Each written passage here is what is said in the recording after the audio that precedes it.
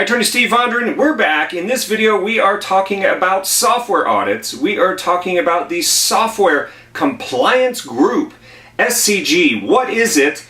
How does it work? What's going on here? Without further ado, let's head to the Attorney Steve litigation whiteboard. All right, back it up here. Let's get it going here. Okay, so we're back to the litigation whiteboard here, and we are talking in this episode about the Software Compliance Group, SCG. Okay, I was looking them up. Basically what happens is this is a software auditing entity. They appear to me, from what I can tell, appear to be a private company that helps software companies recoup lost royalties for pirated software, for unlicensed use of software. Okay, so they're out scouring, looking for infringers. Okay, so some of the companies that I was able to ascertain through looking at their website that they represent are the following. One, Mastercam CNC. If you've received a letter from Mastercam or CNC, realize they could and they have filed lawsuits in the past. So this is a CAD type of software, and yes, if you can't get your case settled, you might find that it ends up in a federal court in a copyright infringement action. Okay, so that's one of their clients. They also have Gerber Technologies. That is a fashion and apparel software company that they're representing. Okay, so you may have received a letter from them. You may have received a letter from SCG. Okay, another one is ChemStation. This is a chemical process stimulation software. So that's another one of the entities that they represent. And you may receive a letter, a notice of copyright infringement from SCG. Okay. Another one is IMST Design. That is a TurboCAD type of software. In the world of software audits, you run into a lot of different CAD products. This is a TurboCAD from IMST. Okay, if you're not paying architects, engineers, designers, you're not paying for the proper licenses, you could find yourself in an IMST situation with IMST Design. Also AutoCAD, Autodesk, Revit, those are other kinds of products that are common in software audits that our firm handles.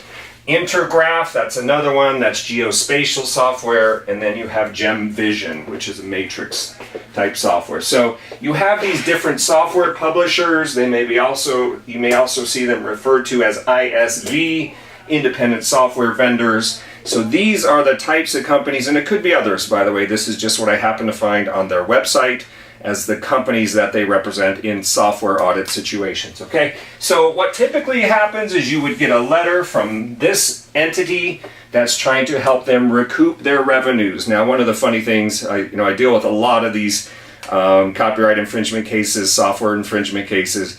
And one of the things I found kind of funny, no disrespect to the company, of course, but I found it on a web page. The slogan was kind of, I'm not going to call it a slogan, but one of the lines I saw used in one of their blogs is, if you like your customers, audit them. If you like your customers, audit them. And I was like, wow, most of the clients that I have, small business owners, they don't feel like you like them when you're sending them the audit letters. But this was one thing I found. So I thought it was funny. I thought I'd point it out. And I saw one of their representatives on their blog talking about frame it as an ongoing success program. Frame it as an ongoing success program. Boy, doesn't that sound fun. If you get one of these software audit letters, a demand letter, a copy of a lawsuit served on you, it doesn't feel so loving. This is why I call it the love letter. This letter that you get, the demand letter, telling you it's time to either engage in a software audit or settle up and true up, as they like to say, true up on your licensing, so forth and so on. So if you got the letter, we can help you. There's your company. Now, it is important to know. Now, some people may say, well, I don't know much about this software compliance group. Are they as big as the Business Software Alliance, the BSA, or the SIIA? I'm not going to say that it doesn't look like they have as many members as with the BSA, which of course is a gigantic software conglomerate with Microsoft and Adobe, some other companies. But I did note on the Software Compliance Group website that they have, client success stories.